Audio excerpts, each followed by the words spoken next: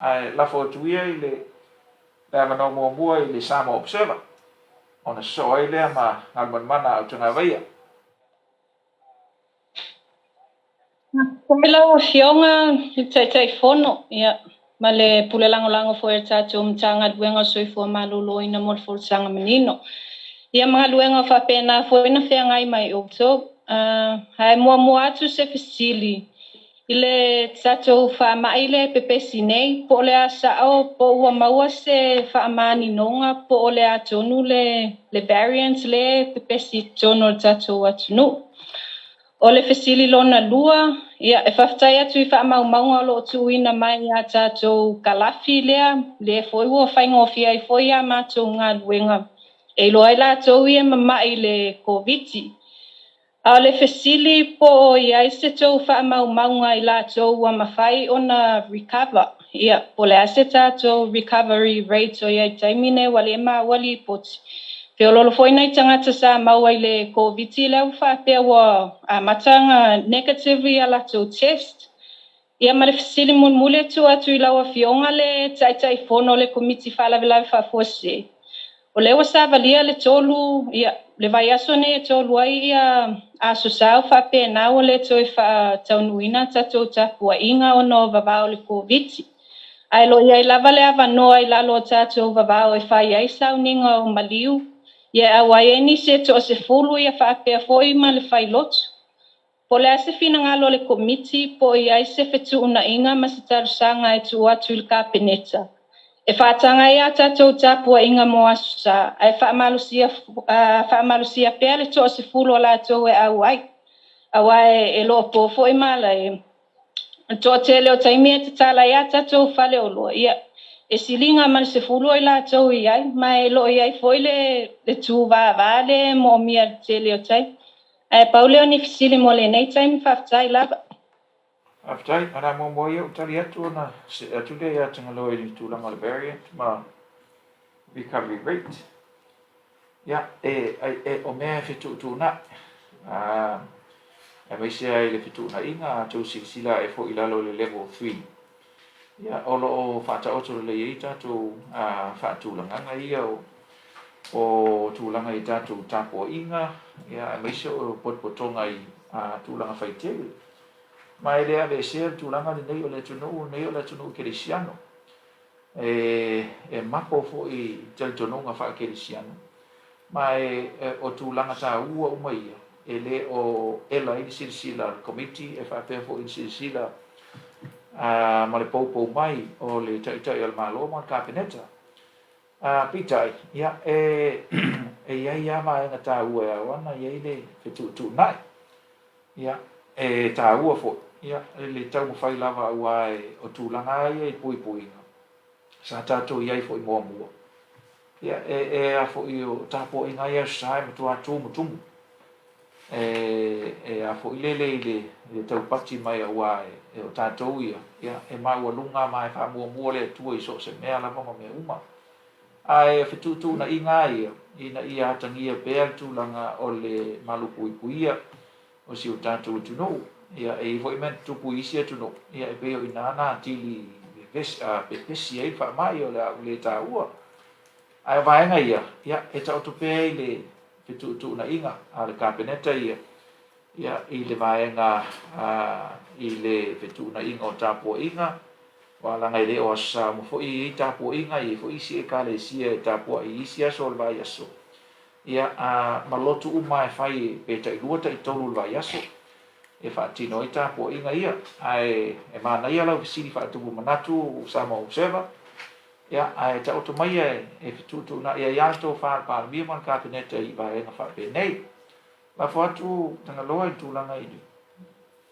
le variant N.E.O.C mai ai ma ia tai mo fa fisili ona tali atu fo I le tatu pokalame I le timi solo o le lava talia se tali mai ni sila o le mo se tali mai ni sila o le foi na to follow up ia ai o le tali mai tu atu sava no fai fo si pressure la po I was not really pressure overwhelmed foi la po le tele o finga susu enga lo fa pe on fa nga solo I i le lab le New Zealand le lab plus i lalo i Wellington a pe o ile sent umai ya sampo so atunu'u tele atunu'u Pasifika wa paule le level 3 laboratory le la talata mai atato ia se vanai Australia i Melbourne ma Brisbane o lo ia isi level 3 laboratories in fact no tulanga leo le genomic sequencing ia ona pamotu mela ia o le variant le variant le ia terminate ia o le tulanga for le recovery for our community cases ala to ia o lele ia o le te mea mataina report ia recoveries tonu e o atu vaso fo ia wa amaka report aku ia recovery si lungo tato info sheets au le vaenga le recovery note gaming ia o kako imported cases for ia fasu bad le na amata mai ia November lua fe losfulu se tau mai tato va le mai New Zealand le wo mana fate ai tua le ato ai le fast food balu kako border cases ia vaenga la na wo recover le fast food balu na tini au le kako community cases ia ia pole weekend nei ia wa makanga Paupopu mela ia recovery fika si tato seed reps. Ono le tūlanga tato algorithm le iai, le tau te whanā le 10 days, sifulu aso. Wai le whapea a test oi le day 5 ua negative. Ia Ricardela ia as recovery. Le ai o kako algorithm le iai. Pot whatatianga fo i le sifulu aso le ua whatatia iai. Ia mai as full aso fully recovered o tūlanga le infectivity period of the virus, which is between 5 to 7 days, the infectivity period of the virus.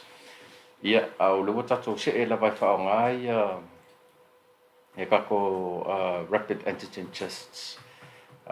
Se vanga se vaina to e titi o lo whaima whai ave whai le PCR. Tapo check kai foi le ma verify ai o la lava e okay lava e kako rapid tests mo le pick uping o positive cases ia papenga foi le tulanga le tau foi le vaenga le no ona e si tanata nga positive nei lua so vai ai fai le rapid test to sa o negative ia fa pela ia o recover Nei, ele recover le keminga o wa a fai le PCR, it will show the PCR o la lava low le CT value, which can still infect other people per what. Tulanga na ka fape fai le PCR o no tulanga o le sensitivity o le kako rapid test. High ya langa sensitivity about 97%. The sensitivity ma le specificity o le rapid test ka fape o le CT value by comparison le PCR is less than 20 is less than 20 tulanga na so o ina la le ngaling fatati tato sfuluaso ia mai ai ale sfuluaso wa te ale infectivity period o le la foi o le virus. So pe lang fa so pe o tune weekend wa makanga li poti mai kako recovery rates i tato seed reps fa so atu fo ile kako au fa sala aftai o tanga vaia sa noia aftai lo telenga fili ia fa pe fo ile sunga ile li fo mai mo huli ava noe tatu filo iai se fululima o fesili no sau ma au mawale i meli mai i ana naina le tolu fesili ale atam fai atu lava e fa o fio tu isi fesili pe fa pe to e mai se ava no mulmul fesili atu le li fo ma le tatu kalafi le na mai le tatu li poti la tamai ia ina to po wa fia o le fa pe mai le kalafi to ono fululua fana witi e au fia ima pepe la lo i fo le fatau sama wa fia o le fesili to fia pepe fato afana mai wa fia covid mai la fa inga le ono sfulua o le fesili le fionga le tei fono le usa no le tei o le malo le fionga le mai te pale mia I malanga nei mai se vai o leo te maua pia le o nunumi nisi o le tatu atunu'u o lo fia malanga I se vai I maliu ia fa pe fo I latou mai se vai ia fia malanga mai upon I maliu o le ale sa tonu pe na o le pale tua ma le tausi o le o maliu e malanga ai matamaiti ia e fa pea ia tūlanga hoi nei ia tātou nei o matai e oe pea ngai ma le maliu e misai mea nei o paulo tū a le tātou te iloa e le o osi ia tūlanga na il teime neo no puipui ngā o le wha mai ia o nai fesili na nei teime ai misai a le fesili lea ia manono ma apolima lea I motu le wha pea mai le lipoti le ia seisi o a pia o ua whaini su e ngā po testa I lātou o lale ia motu o le tūlanga o lo o puipui a pēma saunga le mu, ia ma lo whalo lava.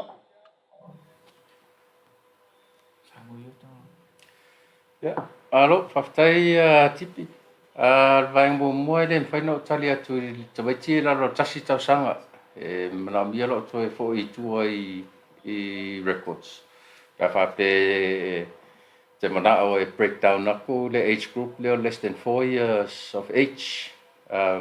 Te waiti la loi fo le whatau sanga matua. Which on le sei kalmua le mako vaenga. Tūlanga o toi whapoko I o lato ngā ruenga e whai e koe breakdown ai. Te tūlanga peo na whasiringia I lato I la loi fo tasi tau sanga le matua. I le vaenga lea.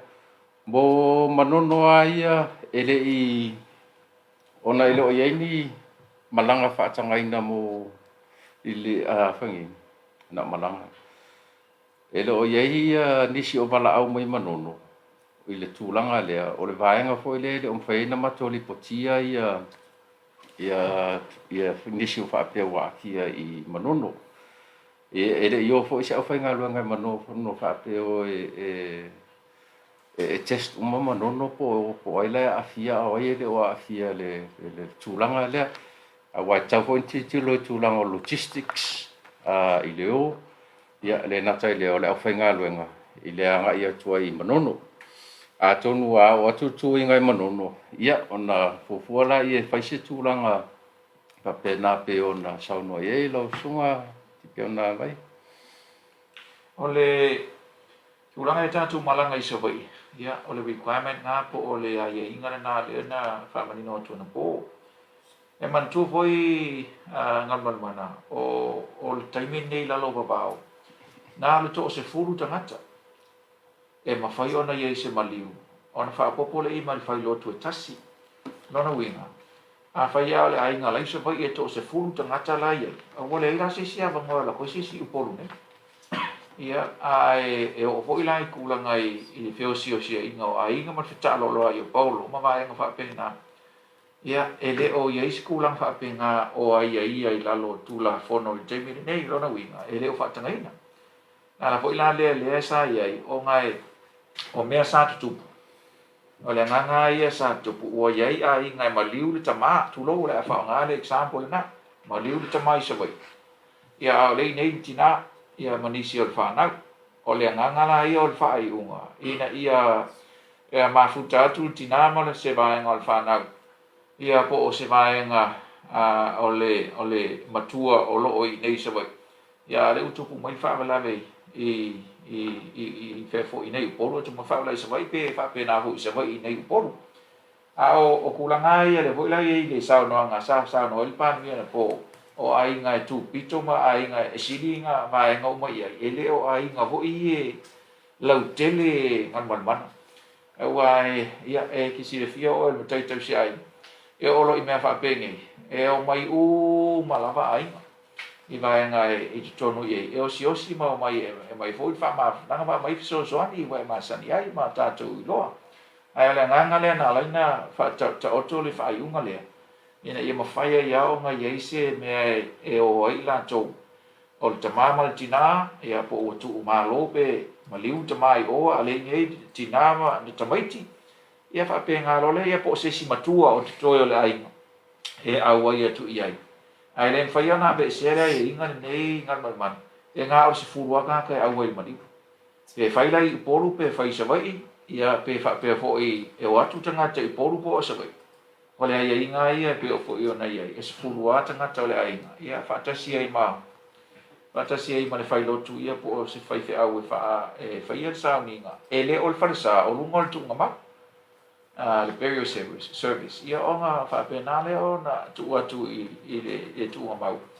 Ia se tasi e pele i le ainga ua mala o na le wala upa ia le tua. O ngai vaenga ia e tau fa manino atuai o tanga vaia. Fa fonga mai si utatu atunu'u. O langi ia sauno ia le yung el presidente o le socio le Fa'alavelave ya Malu solo o tala ya mitale mele tala mua la wo sawe Sri Lanka yo mo Fa'alavelave fesiligia tali ngoli awai mai ai ai da fate aso opsiri ngale lo opsiri kon mole lo yo po ni tuna lo po ni ala la fangai inu uiwa ia po ni po ia wa mai ni la se sanga e so ani ile i tulanga kaya isolation one e mai tau o le aso ang wale le io tato cases ia e loa pasi male atu foi ia le mau foi ni ala la fanga lo o pitu so ani mai e tu mai lo la to awe so ani tulanga isolation mo ko possibility samon bole ia le Siri lama lua kila iloko ma ole ole ale kaino le pako process ole COVID-19 o tangata positive mai tua. Leo aku ipungu mai sei ikua I pako district hospitals lai tua pe ole patita ingale o po tasi kila iloko ma ole kionga male COVID ile te tasi o tama leo wa ko ia. O mai se report ta penga positive case la isolated wa vai longa masiri kasi head trouble breathing wa va vai longa masiri ile sama isha kali skula fi se chulo if you malam lama la malam pole ale sai ngale process ole kako o chekino kako positive cases from outside of the district hospitals following hospitals so itama malo follow lava tai tadi atu le ni format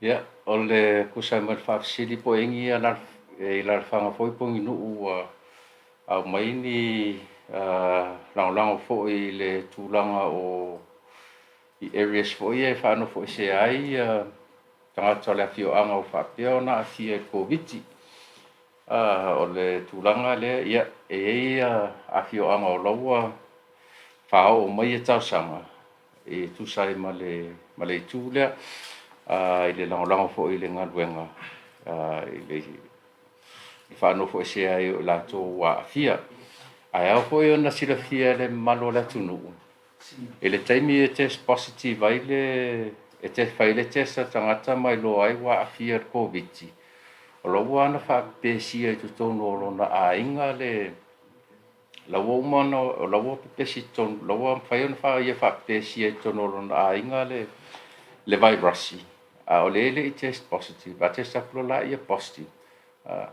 wala wa expose umala to ainga temina o fiana lo test ai it doesn't take away the fact that wala wa expose le la to ainga o tulanga fo le fa tu ai na fo le mtanga luenga mauna ia le tulanga le home isolation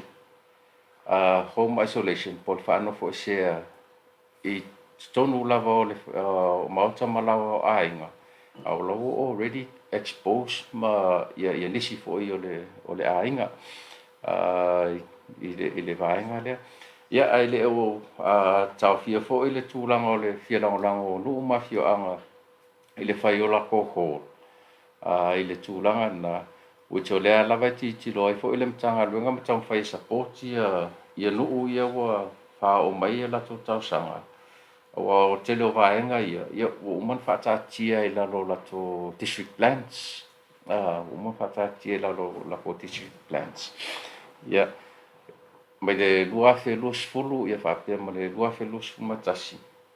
Le asa whaataatia mai vaenga i lalo tissue plants o nuu mafio anga. Ia, o le alawalae ngā lue whaatasia i le vaenga lea. O le tūlanga pe ona whaafsiringi ai le tamale i Poutasi. O whale mai uma whaitu mālo lawa ia la to designated area se whaila ko screening. O tele o screening si e whai ai lumo le gate. Ia mautinoa o la to pasi atu ma le gate. Ua e leo a afia e KOVITI-19 ona o puipui ngā fo i o ngase mai la to o lo tawhia e whale mai. Ma le so ona tumutumu te tonu o whale mai. I le mea o lo o ia e nisi fo i o ngase. O le tele ala vaenga ia e whaatino ai lumo le gate ai le ialu tonu o le whale mai. O ie fo i whale ia o umana tu whaitua i whale mai whaitu mālo e nata i upolu whaapesa whai. E mawhai ona whaonga e tau fia i ngase ia pe whaatino e fo i tona fitinga i le tūlanga lea. O uma fo i ona whaamamalama i le au whainga luenga i le tamaita i lea sa whaialanga post. Ia ai po le naunawa o ia sanga 15 minutes of fame. Nga whaialanga post. Au vaenga o umon whaamamalama o mai i le au whainga luenga. Ia tūlanga ma vaenga e whaatino e screening. O vaenga e anga i la tō yona ia vaenga o umon whaatapula. I lalo plans o whale mai taitas. Ia ai whaintaan tu vau TUSITALA. Ia wa leso iso e maseia to te leo tato atunu'u sa sen mea. Ia la ta oto e whapena. Aftai tātou se e atu i le Radio Samoa. Radio Samoa, go ahead.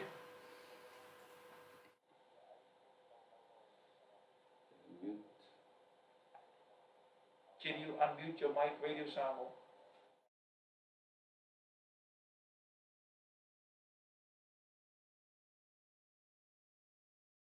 O taila wala o fionga te teifono i whapea whaile fionga tangaloa. E tolu o fesili whamolmole a, ai ola u fesili mua whamolmole fia tuli loa tuala le tūlanga le na fesili ai nei le tala mua whamolmole lau fionga tangaloa. O lea la e whapea mai e tawana i eini whale i e matulanga nai whapomole screening ma whapea nao na whaatinoa i la taula le positive le mwhaiona nga i tonu. Ia, ele na mela ina fo i lau fionga whapea whaile fionga te teifono. O lea na tilo mai le atunu'u o pei o le e whaatino i lau le tulu le whale o skula ati le masini e stoi. Ina lea pea le mena la e concern e le telo le tātou atunu'u. Pele wala pea i fo i al tātou whale mai whaitu mālo i poutas ko le asi tala i le tūlanga. O le se o fesili whamolmole a. Tūlanga le tātou e sau i whamolmole anga fili. O leo te māua atu pea e whaasa ia i lātou ia whai lātou whaatau i laulau i ta whaala. Ia au le saungi ia nga i nei a ana. Ia o le to'atele ia le whaatau ia. O le ale sa o le tūlanga lea. Ia malata fesili muli whamolmole a. Pe fia lau whai al pāse selva ale na saunei. E pe fia foi vai asa e whaano foi se ai pe lua lava pe o le fo maua whawhatala wha pe o le la tau mawhaina ia nā le fitu aso e mawhaina whaano foi se pe moni ia whamatalanga whamolmole lau o fionga te teifono. Ia, ana se itali atu le li fo mai tūlanga o fesiligia isi vaenga na o whai o atu lea. Whaftai la le tuli au pu lava le taupu le potasi. Au tai tonu lauia Poutasi. Eleison na se eleison a fai o tūlanga whapea o tō whapea i pō walape lau whainga luenga. Ia ai walape lau whainga luenga i lea teimi. I le whatino ngā lato ngā luenga. Ai peon whai atu o malawa na identify ia sites. Ma vaenga. Vaenga ai whai ia screening. Ai le ia ngā i le malo le tonu o whale mai taitasi. I le vaenga lea. Ia. Pono lea lawa tu lea pō. Ia. Whapea atu e whapopo ai.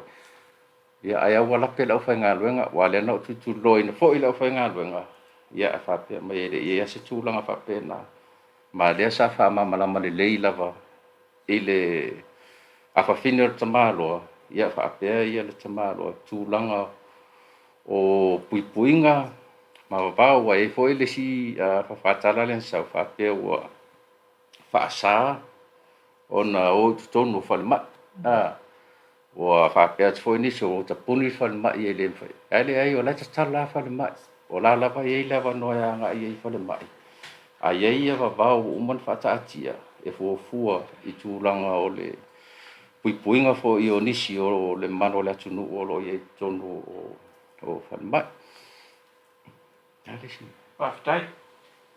O tulaga i kako SOE.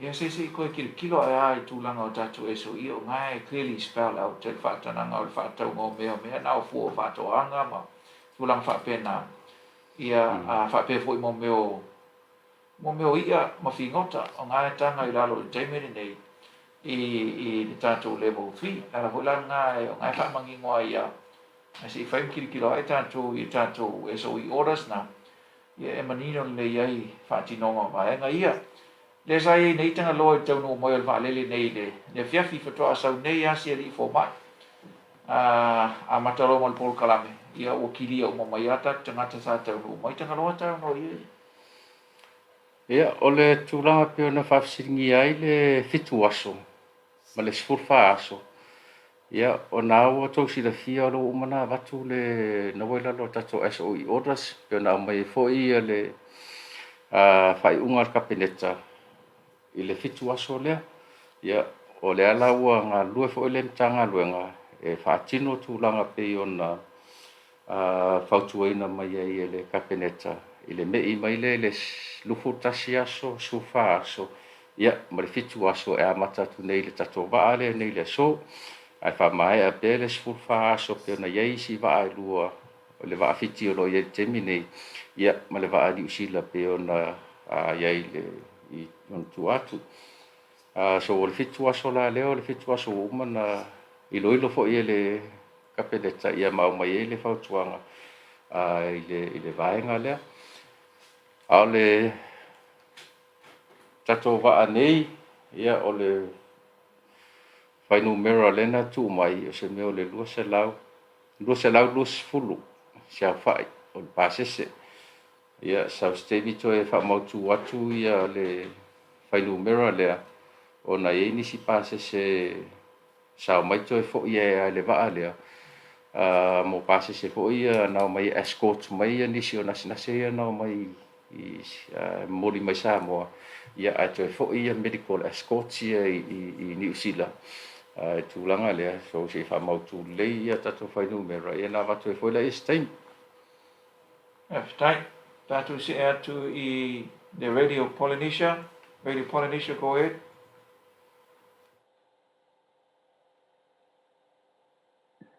Thank you, Pasai Lava, Adua Mulava Noa. Se Mole Atangalua. For any projections, sorry. Ale tato mtanga wenga, ole toi for malolo ina, pole atu taimi e pika ile fa mai. Ia mal fesili lona lua, anga fili fa mole pole ale taunu unga, le suenga, le tau komiti ile security male ave taxi for ile tapa pea sa faini. E nunga pia manisi ole au quarantine, I think last month. Mole ana lua ka fesili please. Ole tulaga i le vaega lea ia e fa'amaonia e sa o le isi au ko'olima lea o RAC workers ia ma e a'afia ai ma le security ma le taxi driver ia sa maua mai ia lipoti mai kusai ma protocol o tatou quarantine ia mave'ese mai le mesa fa'anofo ese ai ave uma i la i o faleolo atagalo e fa'anonofo e mau ku'u i gaku i leoleo ia le lipoti o le incident report mai le vaega na mau fa'ailoa fo'i le li'ipule o le MCO ia i latou nei e to'olima ia o to'igauiga ia e lē mo'omia e le tunu'u i taimini nei ma pe ia fo ona ia inisio me sa tupu mai le si fo I tama sa alu arisi ia ele ol por kalame le anga nei te ko mai tau mai fa pe le anga por kalame le ai le por kalame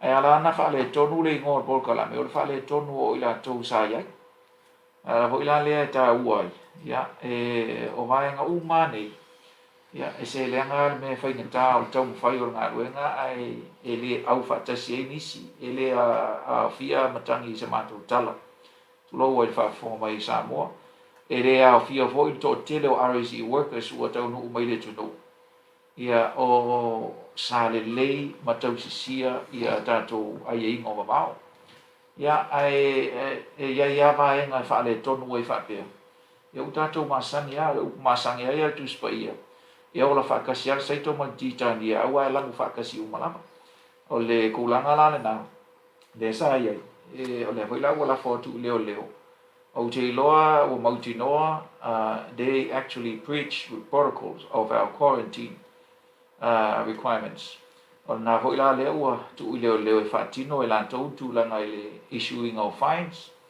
ia ma va ai la tu su e ngai tu sa malo tu la fono e pe o fa to to la lo tu SOE orders no lo sa no ia ne me voi le piki po Le FESILI tu sai mali projections po afe peak kail kako outbreak.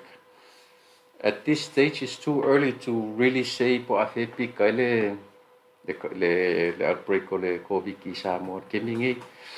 Because there's a number of factors that you really have to take into consideration. It's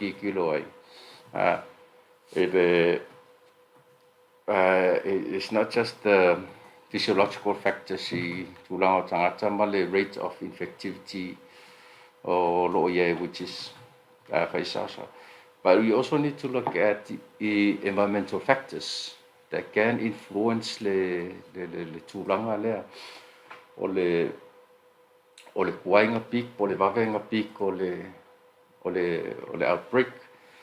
But keeping in mind, this is our first wave. Le fra mata. E le loa se si pe tau alua ele lalo a toi oso se second wave, se third wave, pe na tato baba ai fo I isi atunu. So ele mfailana o avatua se tala maoti fo ele fa pe po le si tolu masina o tau kako pik, e fa masina o kako pik, o kau kako vai aku alua e lalo le tulanga o le tele o tangata e afia I le fa mai, because e tele affecta se tau titilo ai, ai vaenga lea. Ai pe o le the most influential factor I le tulanga lea I le bave ona pik, pe bave foi na lua e lalo le foi numero. Ia o vaenga mua vaccination, o le tulanga vaccination. Now we got good numbers I le puipui le lato mai atu I lona lua I le sulvata sanga na ilunga I whapea le sulua I le sufitu tau sanga matua. It's around 90% or so ia le vaenga ia tō lua. Ia, a lele I whaia tū inga lona lua ta maiti I le lima tau sanga na I sutasi tau sanga matua. So, ia le foi la matang whanga solo tato pusta. So these are some of the factors that can influence le tūlanga o le when e pikai. But the most influential factor I tūlanga lea o le social distancing ma le overcrowding. Isi vaenga ia, pe on tang whaia tuai pelem tanga luenga ma le komiti nei fo I le telo whalawi loa. Aua le so ona o I me tum o tangata. Aua le tūlanga whalapotonga tūru ma vaenga o mai ia. Tauna whaititia, ina I mwhaiona maintainia mo papos fo ia. Mala I titi ai le awanoa e pepesi ai le vai rasi mai le tangata, le si tangata. Ia, ma le whaia tali fonga whapea le fulu mao lima. Now these factors all contribute towards I le mwhaileanga whaise projection. I le vaenga, but whapea ma infectivity levels in terms of different age groups. So, as I said, at this stage, it's too early to give a proper projection in terms of when we will peak. Ya, aftai o tatu se atu ya tasesa.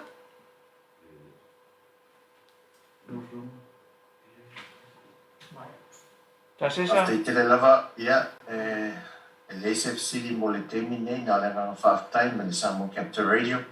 Whaftai e leo o nanga ia e te talo foi. E tu mo pel puipui ngā le tua le tātou tino e meise le tātou frontliners. Ia malu puipui e awalo fo le tua whaftai.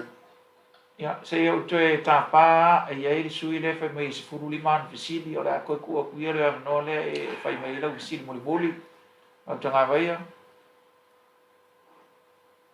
Whaftai lau sunga i le te whanu. O le sa fia tui loa atua le tūlanga le ai i malanga i le ua whaatanga mo i la tau ia e anga i maliu. Ona o lea le o manino le lei mai i lau forosanga. Po awa ai e whiwa i e waipe whaonga i a waafo i nei e le ave e tanto uta o loa. E malanga ai tangata nei po o iai ase waafo i nei ono lea te tangi ala u telefoni o lewa la u melisi vayanga se i FESILI atu. Po iai se waafa pena ona malesi tu langa lau o fionga le te fono. O lea i lea ia inga e tauna o mai le whaatananga. Ma le i o e ngai lau sunga le te fono. O ala au wala e ai ai e tangata nei e fia malanga i maliu.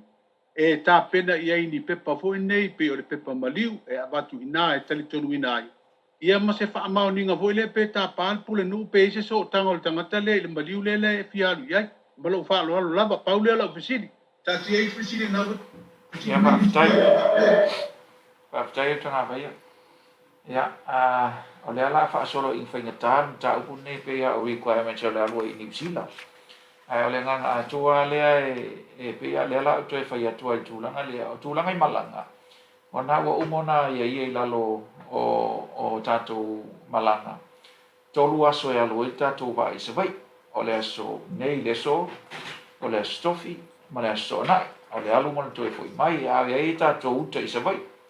Ia ma to e fo i mai ai. Ia ma waile ele ava noa e o mai e le atunu'u. O le nganga lea i ai. We are not expecting a full ferry. Kai pe o mea masani. O langa voilanga o le e a fo i tau whaia ia e manage. O le skepule le whaatino mai nei tā sanga. O ngai loilo lea, ai po i eise tū langa o se pepe maliu o ale wei uanga o mai a mātou tā sanga. O nisi fo, e sala ese ngai lo le mele whaatu i tū langa i maliu. Le o mai isi whai mai o mai tūlanga whaale ka le sia. O isi leo whai mai o mai o manatu ia pepe i tūlanga whaapena. O nisi whaape o lebana i nei ufio i savai. O matua whetu leni mai le ese o mafuanga. Ai kasi ale mea manino. Ma le fola, o le fola lea o lo tai ala i ngā luenga uma. O i lātou e whioa i ona o wha moe moe o maliu. Me vai rā le whaafunga mai le tunu. Ia, o vaenga tā ua ia. E le lei ona whesoasoani mai fo i po i o le tunu. E mai sia e whemalanga. E le o iei ni tūlanga o whaatanga i lalo i nei. I ni whai ngā sii. Ma ni whita lolo ina o mo meo a inga whiosiosia i teimi whai ngā tāwha pe nei. Ai o kulanga i e whamanino ngā. Ia, o se wala au mai matau whitu nai. Ia, ma se whaamaoninga o se pepa maliu. Ia, o nisi mai ngā uma. Ia, o lona winga o le ātiri whainga tā ia i inga. Ia, ma i ua ia ngāru le wha aile stofi e le mwhai o na o na tūlanga wha pe nā. Ia, le ngangana nā le fua lafo atu foi. I le pulenga ma le li pule ma le whaingaruenga a le Samoa Shipping Corporation sunga le ataua. Ia e fitu na ia lantou ta lopo fo ina ia li seila ma na le ofisa o lo isa vai ma upolu i mui whanua ma sare lo long. Ia i tūlanga whaingata o te le tau mateina i tūlanga whaingata le wha ale sauna i le wha. Ia au langa i le whaingofia tau fitu na ingo vaenga ia. Ia ai tau te tā fo i tātou ina ia saunga le mupa ma mafauta ia o tulanga na fitu na e le kapteni ale ataua ia mai se foi o kapteni o sa o lo feo ai le va por so vai ia fa pena foi au finga le lo tau fa so ina mai ia tato malanga ia malanga nei le so te lo pi le va nei sau tau sau fa fa pena foi la ile stofi nei ia fa pena foi ile sto nai o le asa nei ia ale ua mai ale le ia to tasi le fesili le fesili mai ai ia radio Samo Ia, whamon anga whili, ia. O le tūlanga whai ile swafa le N.E.O.C, po le TEC le whaonga, Disaster Advisory Committee. Nanga lewa whaalua neo te leo maa ua atu whamon le tato press conference le pesa fesiligia tūlanga lea. O leo whaalua nei no whaalonga tu nei o ta o mai le Disaster Advisory Committee. Na mua na ma penau na ta ua mai le saunoanga le whionga tamai tai palimia leo tai ta ua nei. O ai le ingoa sa o e wha o ngā e mātou nei wha salawina o tō komiti. N.E.O.C, o DEC. O leo o maua, o te toi tāsanga ina po le ai ngā wha salalau. Ina o e whai tau tatou tū la whono. Disaster Management Act. Tau whai tau al tū la whono. O na tau loa lea, o le ese senga o le Disaster Advisory Committee, o le National Disaster Council, ma le National Emergency Operations Center. O le upu le whaonga so o a fo ima se ai, o le committee le N.E.O.C, e le se committee se N.E.O.C, o le committee o Fa'alavelave Fa'afuasei, o le Disaster Advisory Committee. Le tai whonoia nei.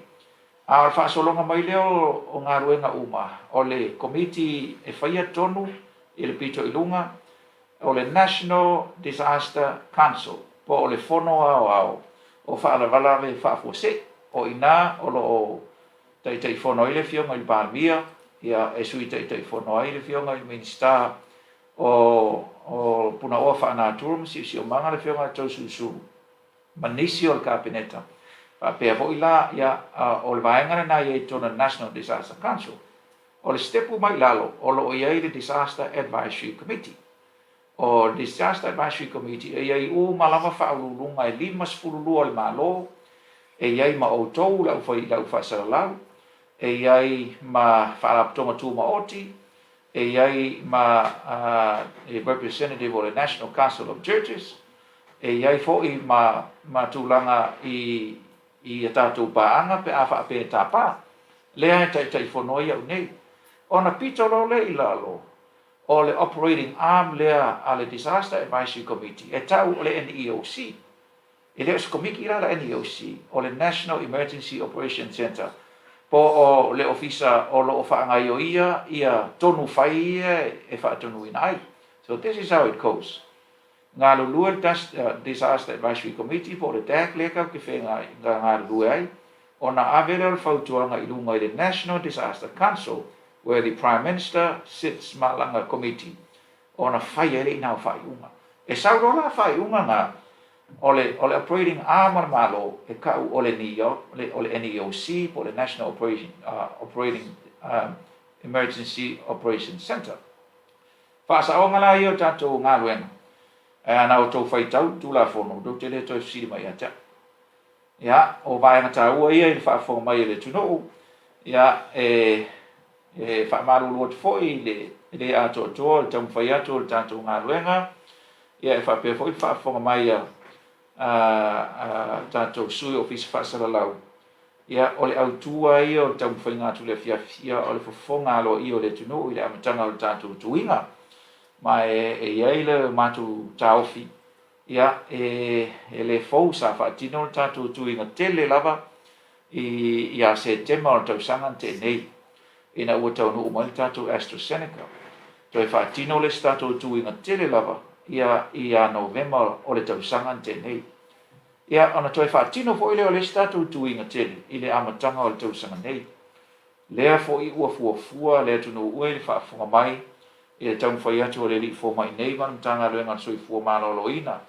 Ia ua au mai fo ia le whaamauninga le whiunga i le Pārmia ma le kabineta i le asona nafi i le tau mawhainga o le tātou ngā ruenga nei, o le isi tu inga nei o lo tau mawhai le tātou komiti, tai mua ai, ia le fionga le li fo mai, o le ua fuafua e a matai le stofi o le vai aso nei, ma le aspareile, ma wha solo solo ai lava i ei wha moe moe, ia a mai a, ia e fia opo le tātou ngā ruenga nei, ia i le wha solo atu i le wha i le tolu, wha i le 5 masina, ia ona e whai asi lave o upolu nei, vai aso, sorry, not months, vai aso, 5 vai aso mo upolu nei, ia ona o le whai asi lave toe to tele ma malu le tunu o lo e pa au i vai maunga ma whale ata, ia e meisa i whanua o mia sa o loto o lo o pa au i le tunu, e manatu fo ia a fiso soani mai le tunu, fa pe fo i sala whai, ia o le i ele fuafuanga po le lua i le toru vai aso ua opo ato sala whai, ia pe fo ina i ele tatou tuinga mo whana witi vason te nei, e le i ato se vai aso ua opo ato sala whai, mena lea, ia e mātou te toe taro sanga lava i pa i o le tunu'u, wha mole alo lofa mai le nei ngā luenga ua fuafua, ia e mātou te tāofi fo ia e leo se ngā luenga e whaingo fie, ia ai momoli fo i wha malo i le ri fo mai nei, ia o le vesenga o ri fo mai, mata mai tai fo mai, ia e wha pe fo i tau soifua, ia i le loto tele ma le ono sai pea, o le upumoni, ia e le o tau tasi le tātou ngā luenga, e le ngata i whaatinonga, ia o isi ngā luenga uma o lo whaatino lava e al tātou malo, le fo i e sumai le li fo mai i tau mwhai na i e wha au pēr tātou immunization program, po o lis pol kalame mo tuinga tamaiti, ia e masani ai, ia o lo o tamo e whaatasi lava, ma le pol kalame le nei, ia o le puipuinga o le atunu'u, ia ai whapena fo i mani tau mwhainga o le tātou tuinga, le mera lea i pa ia o Samoa i whaafonga mai, ia e mātou te langona lava ma whanawhana, ia ma le loto te tele, e ui i le mawhatu o le nei o venga o lo tau mwhai pēr, ia e mātou te whaatua lava, mātou te whaatua lava e whaapea fo i le mātou langona i se tō whāle atunu'u, ia o lo tātou la lango whaatas, ia o le tātou whaatua pēr i le atua, ia o ia e lango maluina whaiva o le atunu'u, ma se tau mwhai atu o le au whainga rea ngā le mālo, le a se sala, le ho isa mātou au nanga ua le tau tamali i ma le tusa fo i ma le whaafonga mai le atunu'u, ia e mātou te loa, ia e whapena o na poto ala tau tai, ia a se ala natu,